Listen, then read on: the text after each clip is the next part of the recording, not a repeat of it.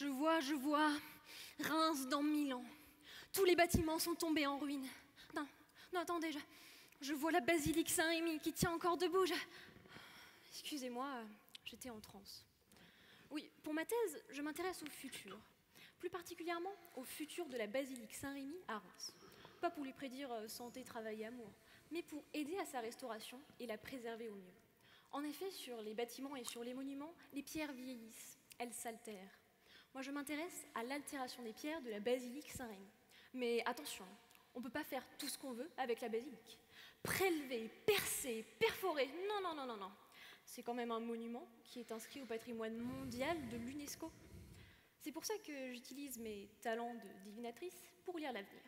J'étudie indirectement le vieillissement de la basilique en laboratoire, dans ma boule de cristal. La première étape pour pouvoir lire l'avenir, c'est de me faire une bonne image mentale de la basilique et de son environnement. Pour ça, j'ai installé 15 capteurs en haut des 2 tours, à 25 et 30 mètres de hauteur. Ils sont placés contre la pierre, sans l'abîmer, et enregistrent température et humidité toutes les heures. Tous les 2 mois, je vais récupérer les données. Je vais chercher le trousseau d'énormes clés. J'ouvre des portes dérobées, j'emprunte des passages secrets, je monte dans les tours normalement interdites au public. Une anecdote en passant que je tiens à souligner, il faut faire attention à l'heure quand on va faire les relevés de mesure.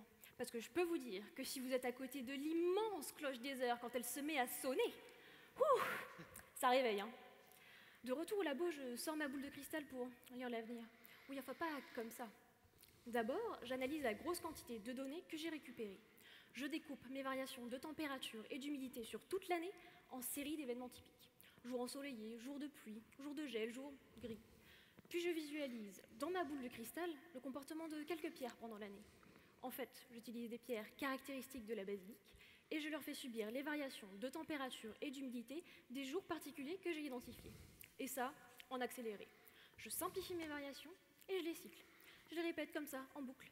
Je peux ainsi faire subir à mes pierres en 1 semaine les contraintes qu'elles subiraient normalement en 1 mois.